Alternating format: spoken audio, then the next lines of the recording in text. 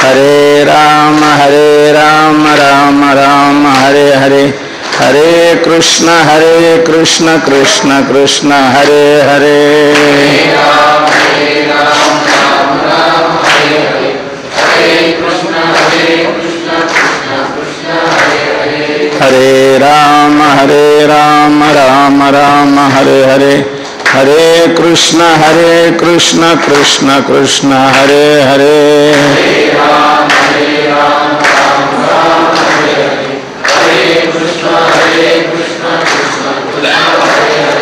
हरे राम राम हरे हरे, हरे कृष्ण कृष्ण कृष्ण हरे हरे।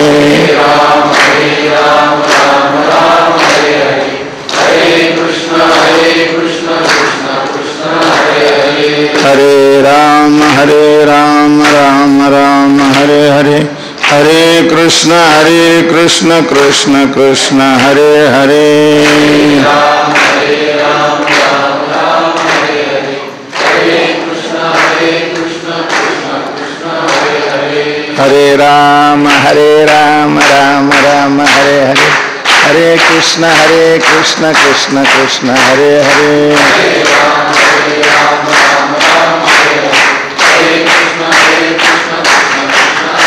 हरे राम राम राम हरे हरे, हरे कृष्ण कृष्ण कृष्ण हरे हरे।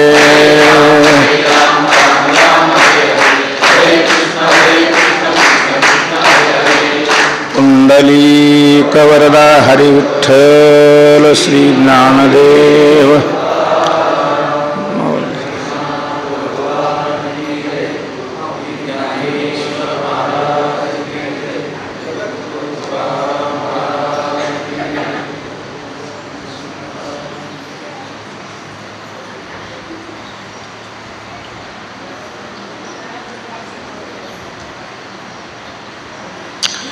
किंबहुना सोय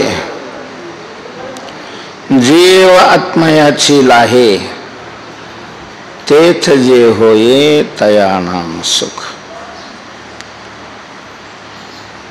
राजाधिराज ज्ञानोबराय या ओवीच्या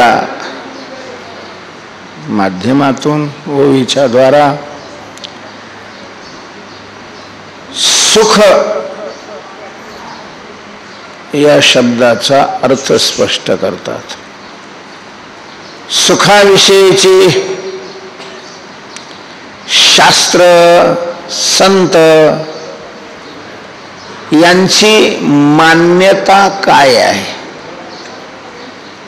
ते स्पष्ट करतात। भाग्यवान आहे आपण की दुर्दैवी आहे हे समजत नाही महाराज। काय मानावं आपण स्वतःला, भाग्यवान समजावं की दुर्दैवी समजावं? भाग्यवान मानावं याच्याकरता वाटतं की आपल्याला मानव देह मिळालेला आहे। भाग्यवान समजावं याच्याकरता की असं वाटतं की आपण मानव देह ही ज्ञानेश्वरी गाथा भागवत यांची रचना झाल्यानंतर मिळालेला आहे। भाग्यवान याच्याकरता आहे की महाराष्ट्रामध्ये तो मानव देह मिळालेला आहे, म्हणून आपण भाग्यवान आहोत असं कधी वाटतं, तर कधी असं वाटतं की आपल्यासारखे पांढऱ्या पायाच्या जगात दुसरे कोणी असेल का? कारण ज्ञानेश्वरी सारखा ग्रंथ ज्या भूमीमध्ये तयार झालेला आहे त्याच्या सान्निध्यात आपण असताना, ज्ञानेश्वरीची पारायण करत असताना सुद्धा ज्ञानोबारायांनी ज्ञानेश्वरीमध्ये जे सांगितलं ते समजून घ्यावं अशी आपल्याला बुद्धी होत नाही, आणि समजलं तरी त्याप्रमाणे आपली वृत्ती व्हावी अशा प्रकारची इच्छा होत नसेल तर पांढऱ्या पायाचे, फुटक्या कपाळाचे दुर्दैवी असं का म्हणून घेऊ नये असा कधी कधी प्रश्न निर्माण होतो। ज्ञानेश्वरी वाचावी, ज्ञानेश्वरीचा अर्थ समजून घ्यावा आणि त्याप्रमाणे आपली वृत्ती बनवावी।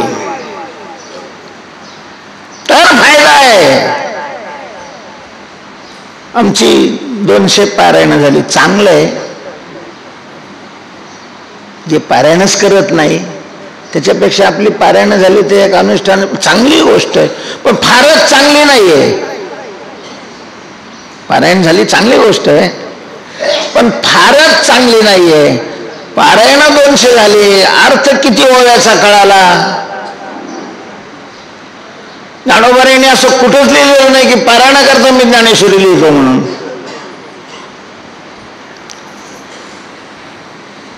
ज्ञानोबांनी ज्या ओव्यांची रचना केलेली आहे आणि योगायोगाने ज्ञानोबांच्या जन्मस्थानाविषयी विसंवाद आहे. काही आळंदी मानतात, काही आप्पेगाव मानतात, पण ज्ञानेश्वरीच्या जन्मस्थानाविषयी विसंवादाचं काही कारणच अशा प्रकारचं नाही. कारण तो याच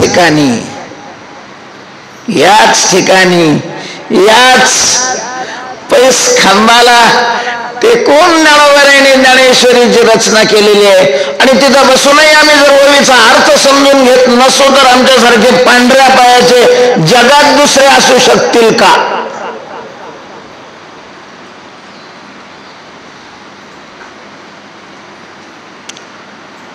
अरे आपलं तर असं झालंय. कसं झालंय? ज्ञानोबांच्याच ओवीत सांगायचं, अमृताच्या सागरी बुडीजे तोंडा का वज्र मिठी पाडीजे. तुम्ही ही अपेक्षाच करू नका की मी तुम्हाला भाग्यवान आहे, पुण्यवान आहे, लय अवलादी तुम्ही चांगले आहे असं म्हणेलच आहे. जे वास्तव आहे ते मी स्पष्ट करणार आहे. अमृताच्या सागरी बुडीजे तोंडा तरी वज्र मिठी पाडीजे आणि मनी तरी आठवीजे थिल्लरोदका. ते काय फरक आहे आपल्या जीवनामध्ये या ओवीत सांगितलेल्या ज्ञानोबांनी अर्थापेक्षा? कधी सुधारणार महाराज आपण? ज्ञानोबांच्या चरणी ही प्रार्थना आहे, माऊली आम्ही 750वा जन्मोत्सव आपला साजरा करतोय, आमच्यावर कृपा करावा, आमच्यावर कृपा करा. आणि ज्ञानेश्वरीतल्या एका ओवीप्रमाणे जरी आमचं जीवन बनलं, बघ सगळे ज्ञानेश्वरी एक तरी ओवी अनुभवात येईल अशा प्रकारची आमची जीवनाची साधना घडावी आपल्या कृपेनं, एवढी प्रार्थना आहे. तेव्हा ज्ञानेश्वरीमध्ये ज्ञानोबांनी जे सिद्धांत सांगितलेले आहेत, संतांच्या मान्यता महत्वाच्या आहेत महाराज. संतांच्या मान्यतेशी संवादी अशा प्रकारची आपली मान्यता बनेल तर फायदा होईल. काळ स्थळ त्या साधनेला बळकटी निर्माण करणार असतं. अंग असतं, ते अंगी नाही. फल अंगीला आहे, अंगाला नाही. तेव्हा ज्ञानोबांची आज मी चिंतना करता घेतलेली ही जी ओवी आहे 13व्या अध्यायातील आहे. आणि सुखाचं स्वरूप काय आहे, सुखाविषयीची शास्त्राची संतांची मान्यता काय आहे ही सांगणारी ही ओवी आहे. सुख सगळ्यांनाच मान्य आहे, पण सुखाचं स्वरूप काय आहे याविषयीच्या मान्यतेमध्ये विसंवाद आहे. महाराज ज्ञानेश्वर महाराजांच्या भक्तांनी तरी आपली मान्यता ज्ञानेश्वरी प्रमाणे करावी. मान्यता कशी असावी? ठीक आहे, ते ठिकाण केव्हा मिळेल तेव्हा मिळेल, त्या ठिकाणापर्यंत जाण्याकरता आपली वाटचाल कशी होईल किती वेगात होईल हाही भाग वेगळा आहे, पण मान्यता चुकली नाही पाहिजे. मान्यता जर चुकली तर सगळी केलेली साधना पाण्यामध्ये. सुखाविषयीची मान्यता ज्ञानोबारायांनी स्पष्ट केली. सुख सगळ्याला हवंय, सुख सगळ्याला हवंय नव्हे, सुख सगळ्यांच्या परम प्रेमाचा विषय. काही वस्तू द्वेष्य आहेत, काही वस्तू प्रिय आहेत, काही वस्तू उदास्य आहेत आणि काही वस्तू अतिप्रिय आहेत. जगात जेवढ्या वस्तू आहेत त्याचे 4 प्रकार शास्त्रकारांनी केलेले आहेत. दुःखाला कारणीभूत जे आहे असं वाटतं त्या वस्तू द्वेष्य असतात. मनुष्य त्याचा काय करतो? द्वेष करतो. सुखाला कारणीभूत ज्या वस्तू आहे अशी मान्यता असते त्या वस्तू प्रिय असतात. जे सुखालाही कारणीभूत नाही आणि दुःखालाही कारणीभूत नाही त्या वस्तूविषयी मनुष्य उदास अशा प्रकारचा असतो. उदास अशा त्या वस्तू असतात. आणि साक्षात जे सुख स्वरूप आहे, साक्षात जे सुखाचं साधन नाही, साक्षात जे सुख आहे ते अतिप्रिय. अतिप्रिय अतिप्रियाचा जो विषय आहे त्याचं नाव सुख आहे.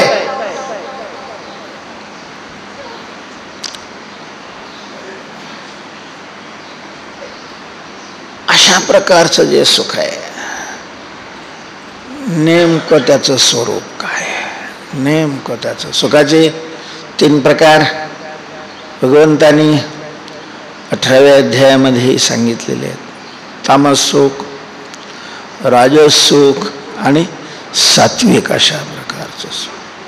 तामस सुख निद्रालस्य प्रमादोत्थम तत्तामसमुदावृतम.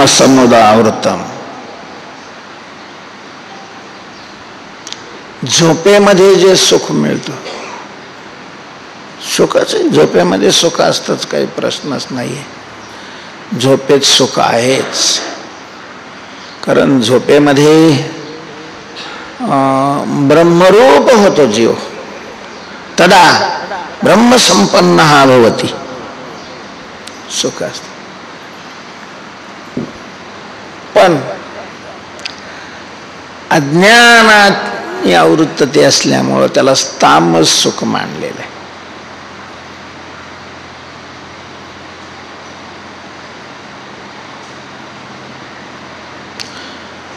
यदाग्रे चानुबंधे च सुखम मोहनमात्मनः निद्रालस्य प्रमादोत्थम तत्तामस.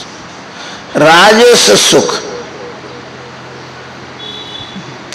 बहुतेक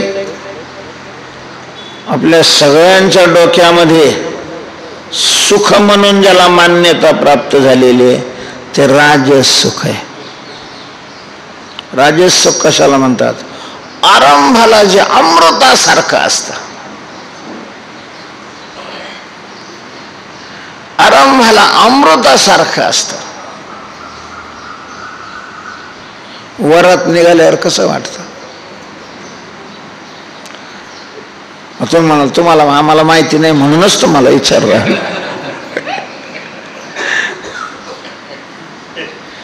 लय मोठ्या ठिकाणी कार्यक्रमाला गेल्यावर बी लोक काढीते वरात आमची बी.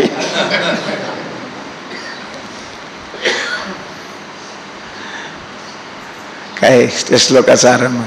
विषयेंद्रिय संयोगात यत् तदग्रे मृतोपमं परिणामे विषमेव. राजस सुख आरंभाला गोड वाटतं आणि ज्याचा परिणाम विषासारखा असतो. दुःख संसार सगळा या राजस सुखामध्ये. आरंभाला पोरग झाला, घ्या पेढे घ्या पेढे घ्या पेढे. आणि बहुतेक 80% म्हातारे जे दुःख आहे ते कोणामुळं? उगा आता ज्ञानेश्वरी मंदिरात बसले म्हणून तरी मोकळे मोकळे मान्य करतात. पाहुण्या रावळे थोडे असं म्हणतायत. घ्या पेढे. यदग्रे अमृतोपमम्. आता अलीकडे कमी झाला. आम्ही लहान असताना होतं मरत ते खरूज नावाचा एक रोग होता. ते असे फुटकुळे यायच्या हातावर, त्याच्यात पो व्हायचा आणि मग ते असे ठस ठस ठस ठस ठस ठस ठस ठस करायचं. त्याला असं चोळावं वाटायचं. असं नुसता हात जरी फिरवला तरी फिरवताना चांगलं गोड लागत, चांगलं गोड लागत. आणि तो हात फिरवून वर काढला रे काढला की आग डोंब उठतो. त्याचं नाव राजसुख. त्याचं नाव. आपला वारकरी समाज या राजसुखातून कधी बाहेर निघणार आहे काय माहिती.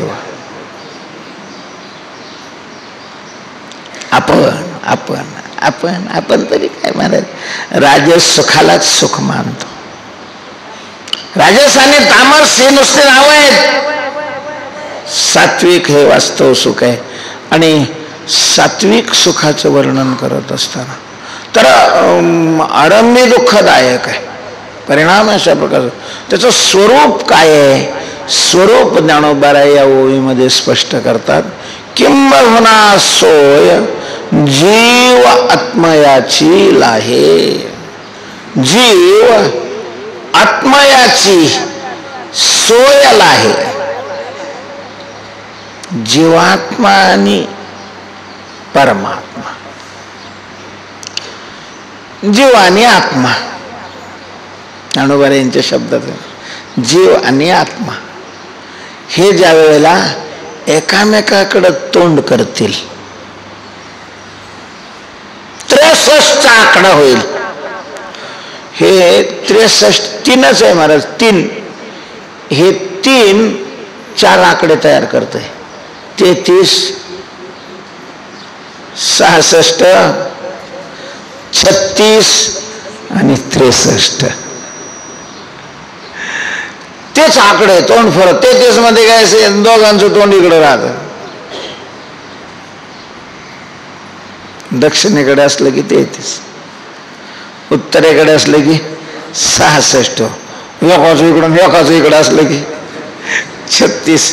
आणि ते दोघांची तोंड ज्या वेळेला एकामेकाकडे होतात त्यावेळेला 63 असा जीव आणि आत्मा यांचा 63चा आकडा झाला. म्हणजे जीवानी आत्म्याकडे अशा प्रकारचं तोंड जर फिरवलं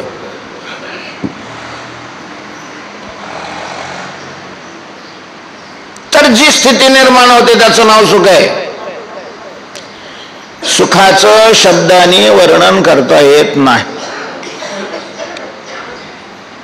सुख हे शब्दातीत आहे. अर्थात जे वास्तव सुख आहे, मूर्खांनी मानलेलं सुखाचं नाही. वास्तव जे सुख आहे ते सुखाचं स्वरूप आहे. अनिर्वचनीयम प्रेम स्वरूप. प्रेमाचं स्वरूप प्रेम म्हणजे सुखच आहे. अनिर्वचनीय. त्या ठिकाणी जे होतं, जीव आणि आत्मा यांचं समोरासमोर मुख झालेलं. त्याच्यामध्ये ऐका, जो आत्मा आहे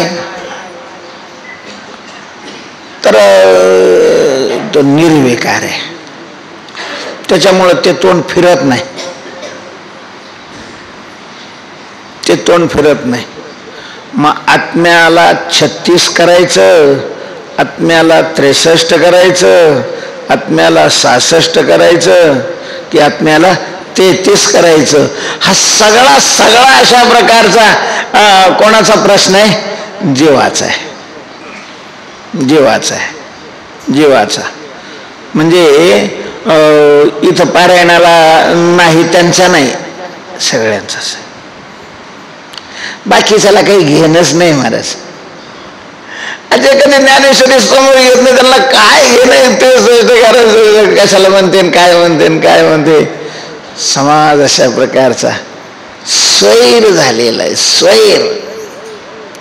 ज्ञानोबांनी 4थ्या अध्यायामध्ये एक ओवी लिहिलेली, प्राणी कामी भर देहाची वरी आदर, म्हणून पडिला विसर आत्मबोधाचा. आत्मबोधाचा. आत्मबोधाचा. तुम्ही पहा ना, म्हणजे गळ्यात माळा असतो, कपाळाला फट्ट्या वाढणारे ज्ञानेश्वरीचे पारायण करणारे सुद्धा फोटो काढताना किती तत्पर असतात. सांगू तुम्हाला, मला तर आपली माणसं आहे म्हणून फोटो काढणं शरीराचा म्हणजे आत्महत्या करणे. फाशी घेणं आत्महत्या नाहीये, विष पिणं आत्महत्या नाही, जाळून घेणं आत्महत्या नाही, ती देह हत्या आहे. मूर्खाने त्याला आत्महत्या शब्द वापरलेला आहे. ज्याला आत्मा कळतच नाही, देहाला जे आत्मा मानतात आम्ही त्यांना मूर्ख म्हणतो. आम्ही म्हणतो म्हणजे ज्ञानोबांनी म्हटलेलं आहे.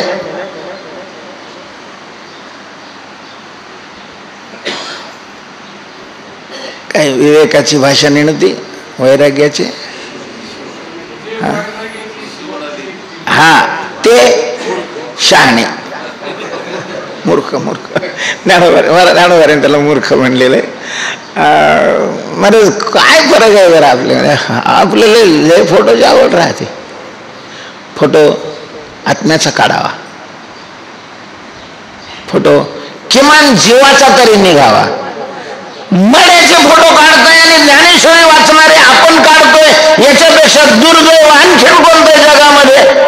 ज्ञानेश्वरी वाचणारे जर फोटो मध्ये एवढे लिप्त होत असतील तर जे बिचारे ज्ञानेश्वरी कधी आलेच नाही त्यांना आता या राजांना म्हणावे ते काही जया भाडोळी संसाराचा, त्यांना बिचाऱ्यांना नाव ठेवण्यात काय अर्थ आहे. आम्ही ज्ञानोबांच्या ओवीशी संवादी किती झालो.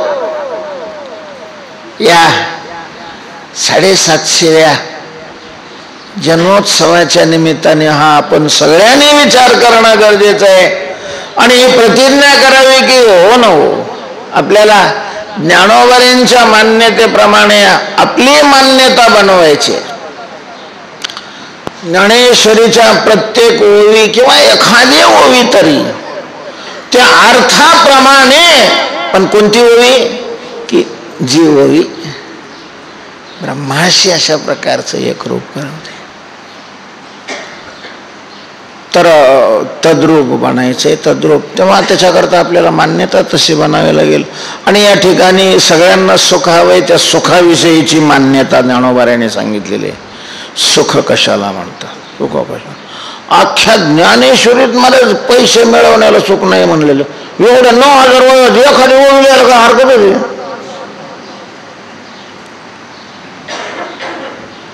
ज्ञानेश्वरीवर प्रवचन करून ज्ञानेश्वरीची पारायण करून जर पैसे मिळाले तर त्याला त्याचं फल मिळाल्यासारखं वाटत आहे आम्हाला. एक तरी ओवी अशी असावी. सुख. सुख जीवाने आत्मसम्मुख होणं. आत्मा कुठे? अतती व्यापनोती ती आत्मा. महाराज आत्मा आत आहे. आत्मा आत आहे. आत्मा आत आहे. आणि जीवालाही आत्म्याशी सम्मुख व्हायचं असेल तर त्याला आत जावं लागेल. आत अशा प्रकारचं जावं लागेल. आत काय भगवंतानी या शरीर तर उद्धाराकरता दिलेले असं संत सांगतात. आणि महाराज शरीराची रचना अशी केलेली आहे की तो आत घुसलाच नाही पाहिजे. परांचे खाली वितृण स्वयंभू तस्मात पराम पश्यती नांतरात्मन. पराम पश्यती अंतरात्मन न पश्यंती. बाहेर बाहेर जाग झाल्याबरोबर डोळे उघडले, बाहेरचं दिसतं. कान तर लावलेलेच नसतात. झोपेत मुळात फक्त बंद दरवाजे कशाचे असतात? डोळ्याचेच असतात. बाकीच्याला दरवाजेच नाही म्हणत. शिंगणापूर बाकीची सगळी इंद्रिय म्हणजे शिंगणापूरची घरं आहेत, तिथं दरवाजेच अशा प्रकारचे नाही. मी फक्त दरवाजे नाही एवढ्या करता शिंगणापूरचं नाव घेतलंय, बाकीच्या कशा करता नाही. रिकामं विनाकारण दुसरं काही डोक्यात आणू नका. कानाला दरवाजा आहे का? नाही. नाकाला दरवाजा आहे का? नाही. त्वचेंद्रियाला दरवाजा आहे का? नाही. दुसऱ्याला दरवाजा अशा प्रकारचे नाही. रसनेंद्रियाचा तर प्रश्नच नाही. दरवाजा आहे तो फक्त नेत्रेंद्रियाला आहे. तर त्याने तो दरवाजा उघडला की ती वृत्ती लगेच बाहेर. नेत्राच्या द्वारा वृत्ती बहिर्मुख होते, त्वगेंद्रियाच्या द्वारा वृत्ती बहिर्मुख होते, रसनेंद्रियाच्या द्वारा बहिर्मुख अशा प्रकारचे होते, घ्राणेंद्रियाच्या द्वारा बहिर्मुख परांच खाणे व्यतृणच. आणि सुख तेव्हा होतं ज्या वेळेला ही वृत्ती अंतर्मुख होईल. अंतर्मुख होईल. आम्हाला वाटतं पैसा खूप मिळाला म्हणजे सुख होईल, सत्ता मिळाली म्हणजे सुख होईल, प्रतिष्ठा मिळाली म्हणजे सुख होईल, ते फडकं खांद्यावर टाकलं म्हणजे सुख होईल. केवढा धिंगाणा अशा प्रकारचा चाललेला आहे. वास्तव सुखाकरता चालला तर ठीक आहे, कारण सुखाची भूक आहे, सुखाची अपेक्षा आहे. सुखा नाही म्हणून सगळे स्वतःला अपूर्ण मानतात. आणि त्या वास्तव सुखाकडे जर सगळे धावत असते तर मग काही अडचण नव्हती. मग धावतात पण वास्तव सुखाकडे नाही, कारण सुखाचं स्वरूपच समजून घेतलं नाही. समजण्याकरता ज्ञानेश्वरी वाचलीच ना. 200 पारायण झाले, वाचली नाही ना.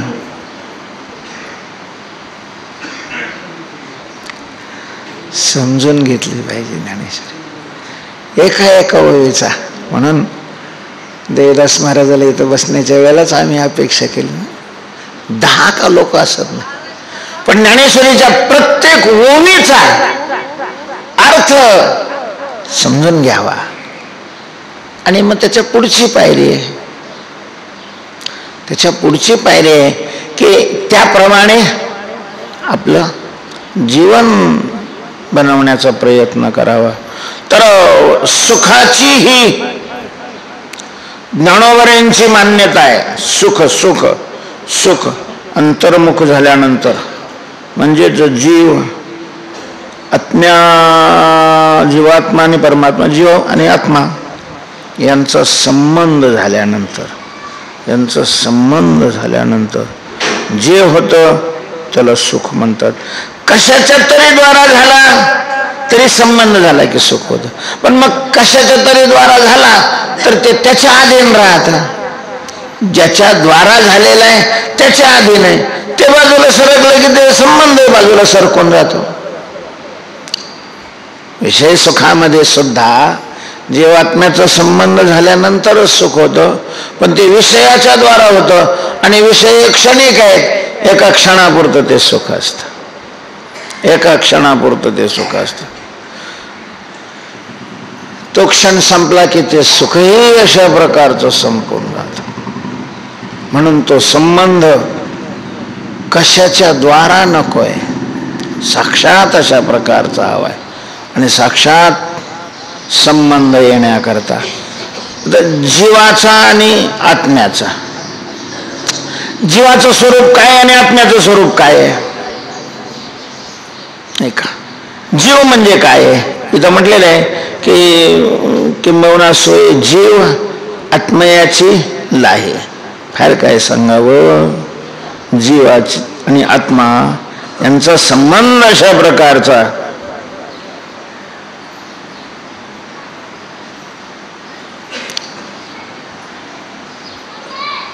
जीव म्हणजे काय? रजदेह, जीव आणि आत्मा या एक वस्तू नाहीत. आत्मा वेगळा आहे, जीव वेगळा आहे आणि देह वेगळा आहे. देह ज्याचे फोटो निघतात तो देह. पंचकृत पंचमहाभूतापासून निर्माण झालेलं अशा प्रकारचं हे स्थूल शरीर, याला देह म्हणतात. तसं शास्त्रामध्ये मग सूक्ष्म देह, कारण देह, पण प्राधान्यत्वाने स्थूल देहालाच देह म्हटलं जातं. हा देह आहे, जीव नाही. देह आहे, जीव नाही. कारण याच्यातून जीव निघून गेला तरी देह राहतो.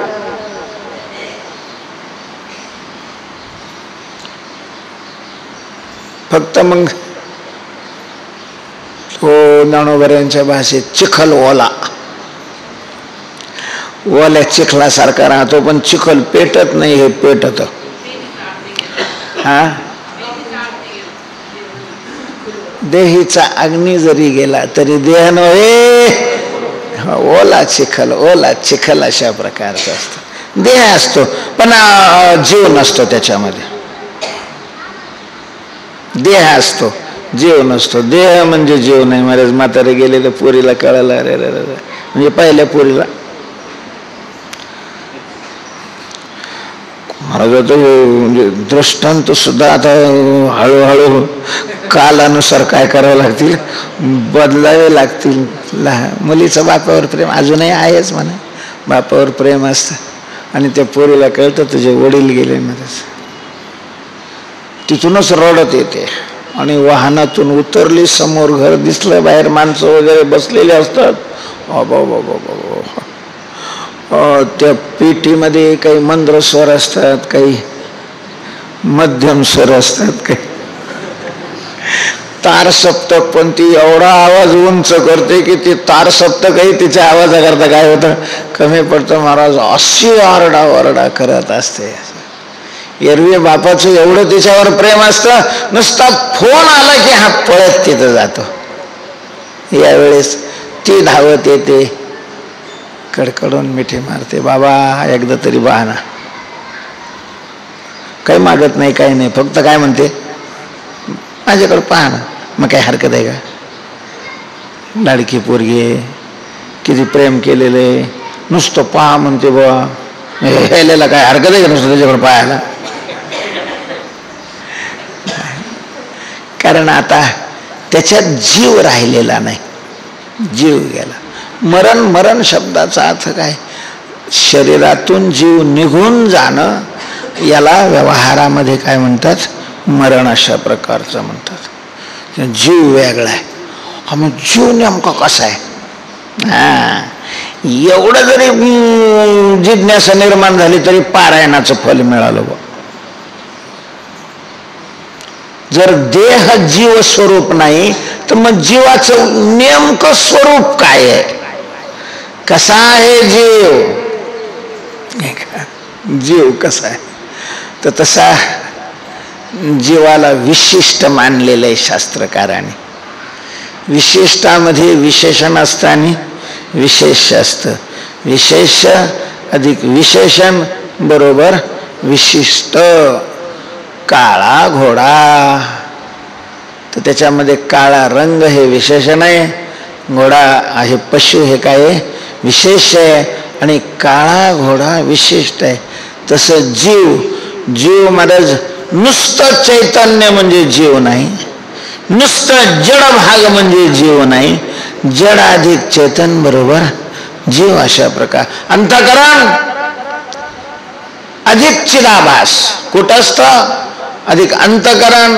पण ते अंतःकरण नुसतं नाही, आभासयुक्त अंतःकरण बरोबर काय जीव अशा प्रकारचा बरोबर जीव. साधारण सूक्ष्म शरीरामध्ये जीव मानलेला आहे. त्याच्यामध्ये पंचज्ञानेंद्रिय, पंचकर्मेंद्रिय, पंचप्राण आणि महत्वाचा घटक आहे अंतःकरण. त्याच्याच वृत्तीचं मन, बुद्धी, चित्त, अहंकार अशा प्रकारची नाव आहेत. तर हे अंतःकरण. तर त्या अंतःकरणामध्ये आत्म्याचं जे प्रतिबिंब आहे त्याला चिदाभास म्हणतात. तर त्या आत्म्यासह चिदाभासास अंतःकरणाला शास्त्रकारांनी काय म्हटलेले? जीव म्हटलेले. मग बिंब प्रतिबिंब वाद्याचंही तसंच म्हणणं आहे. अवच्छेदवादाने फक्त आभास नाही मानलेला, त्याचंही तेच म्हणणं आहे. आणि आभासवाद्यांचं एक आहे तेच म्हणणं आहे. जीवाच्या स्वरूपामध्ये हे 3 वेदांतामध्येच घटक आहेत. काही आभासवादी आहेत. अरे तिथं झालं 5 मिनिटं राहिले. जीव ठीक आहे. अंतःकरण प्रतिबिंबित चैतन्य, अंतःकरण कुटस्थाला धरून जरी जीव म्हणत असले तरी मग चिदाभासाला, त्या प्रतिबिंबाला, आभासाला जीव अशा प्रकारचं म्हणतात. मग त्या आभासाचं तोंड आत्म्याकडे व्हायला पाहिजे ना. मग त्याचं तोंड कुणीकडे असतं? बरंच त्याचं तोंड मनाच्या अधीन असतं. मन जिकडे तिकडे ते जातं आणि हे मन आत कधी घुसतच नाही. मन बाहेर जातं. बाहेर जायला त्याला इंद्रियाला बरोबर घेऊन जावं लागतं. आणि मग इंद्रियाची जी तोंड आहे ना ती करण्यासारखी असतात, करण्यासारखी. करण्यात जिथं लावलेलं ना तिथून बाहेर आवाज फेकितो. 3.5 टिपडे काकड्याला राहते.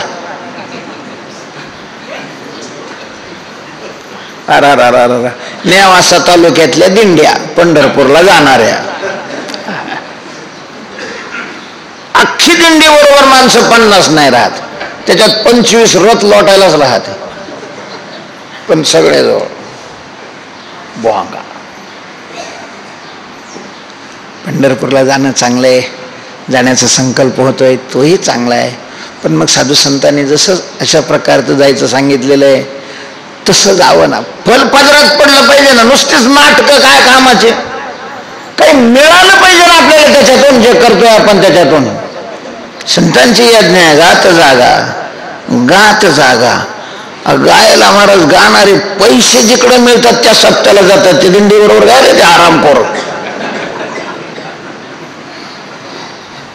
भजन आणि कीर्तन हा आता उद्धाराचा मार्ग नाही राहिलेला. पैसे कमवायचा मार्ग झालाय, प्रतिष्ठा कमवायचा मार्ग झालेला आहे. काय फरक आहे सांगा ना वाजंत्र्यामध्ये वाजवणारा गाणाऱ्यामध्ये राहिलाय? आता उगा आपल्यातलेच आहे तसं म्हणायचं नाही. आम्ही आपलं स्पष्ट बोलतो, शिवाय देते माग लोक, काही ठीक आहे, काय शिवाय द्या, काही करा. फरक काय राहिलेला आहे? पूर्वी असं होतं, पूर्वी वाजंत्री फिजंत्री नव्हते बहुतेक तुकोबाऱ्यांच्या काळामध्ये. पण मेल्यावर ते रडणाऱ्या टोळ्या होत्या.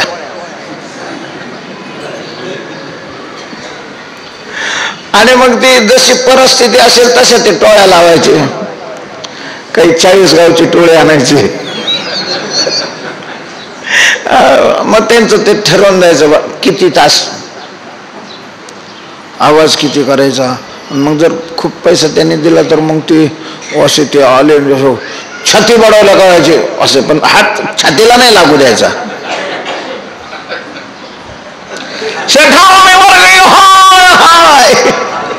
मोले घातले रडाया. काय फरक राहिलाय महाराज आपल्या परमार्थामध्ये आणि त्या प्रमाणामध्ये? कधी करणार आपण स्वतःच्या उद्धाराकरता परमार्थ? तेव्हा जीवात्मा आणि आत्मा आणि जीव यांचा संबंध येण्याकरता वृत्ती अंतर्मुख व्हावी लागते. आणि वृत्ती अंतर्मुख व्हायची असेल तर एकतर त्यांचा वृत्तीचा इंद्रियाचा संबंध सुटला पाहिजे, किंवा सगळे इंद्रिय अशा प्रकारचे दरवाजे बंद केले गेले पाहिजे. असं झाल्यानंतर जे होतं त्याचं नाव काय आहे? सुख आहे. सुखाविषयीची ज्ञानोबऱ्यांची भगवंताची शास्त्राची काय मान्यता आहे थोडासा या ओळीतून सांगण्याचा प्रयत्न केलेला आहे. आपली वेळ संपलेली आहे. ज्ञानोबऱ्यांच्या चरणी 4 शब्दाचेही पुष्प समर्पण करून माऊलीकडेच प्रार्थना करू. आता माऊली, आम्ही तुम्हाला माऊली म्हणतोय, तुम्ही आमच्या माऊली आहात. माऊली आहात महाराज. पोरग कसं बी असलं तरी आईला प्रियच असतं. बाप कधी कधी म्हणतो तुला काम नाही करायचं ना, नाही बाहेर, तू माझा पोरगा नाही मी तुझा बाप असं पूर्वी म्हणत होते महाराज. आता तसे बी नाही म्हणत निर्लज्ज. 10 मिनिटं आहे ना, मग बरं झालं मी 10 मिनिटं सोडायचं सर्व होतं लवकर अगोदर आवडलं माऊलीने सांगितलं. हाच कार्यक्रम तिथे आहे, मोठ्या प्रमाणामध्ये साजरा होतोय. भाग्यवान आहे तुम्ही. तुम्हाला काहीच करायचं नाही, बाबाने काही करायचंच ठेवलं नाही, नुसतं पत्रिका छापायचं काम आहे. सगळे भक्त जोडलेले आहेत, आम्हाला जोडायला लागतात. स्थान उभं आहे, तुम्हाला मंडप लावायची सुद्धा गरज नाही. किती पाऊस आला तरी कसलीच अशा प्रकारची अडचण राहिलेली नाही. भाग्यवान आहात त्या दृष्टीनं तुम्ही. असं तेव्हा माऊलीच्या चरणी आपण प्रार्थना करू. माऊली माऊली म्हणून आम्ही दंडवत घालतोय. आमच्याकरता तुम्ही आंधळ्या पांगळ्या मूर्खाची आई बना आणि आमची मान्यता तशा प्रकारची होईल अशी आमच्यावर काय करा, कृपा करा. पुंडलिक वरदा हरी विठ्ठल. माऊली ज्ञानेश्वर महाराज. हो, माऊलीच्या चरणी मी प्रार्थना केली. आता तुमच्या सगळ्यांच्या चरणी प्रार्थना आहे. जागेवरून हात जोडायचे, कुणी आडवं यायचं नाही आणि मला जाऊ द्यायचं.